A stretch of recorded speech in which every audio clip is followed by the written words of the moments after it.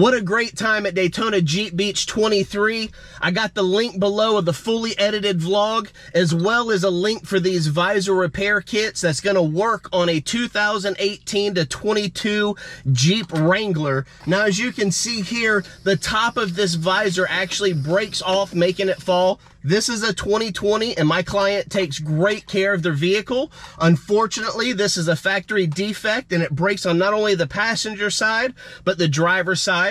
Rather than spending $175 per visor, or roughly half that for an aftermarket visor, because both have the same issue, I did a little research and found this great clip online. Comes with a lifetime warranty. I see how it installs, and with my 30 years experience, I'm gonna say this is the real fix for these Jeep Wranglers.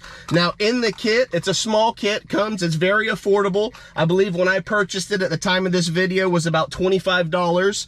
It was on Amazon, and like I said, the link is below, but it comes with both of the tools that you need to take out the factory visors, and then they did change the screws and made them a little longer because of the plate, and it has a different tool for that to put it back in. It's going to hold everything in place, and then it also comes with a little instruction sheet. I'm going to show you guys how to install it here though, and as well as an SQ scan for the lifetime warranty part to activate that. So let's get right into this and let me show you how these visors install. This is a close-up of the broken visor, with this being the fail point. Once this piece breaks off, the visor will fall.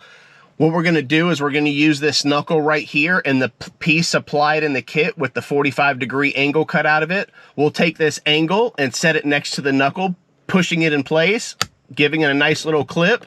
Then we'll align these holes and the factory holes using the screws that are provided in the kit and mounting the visor back in place.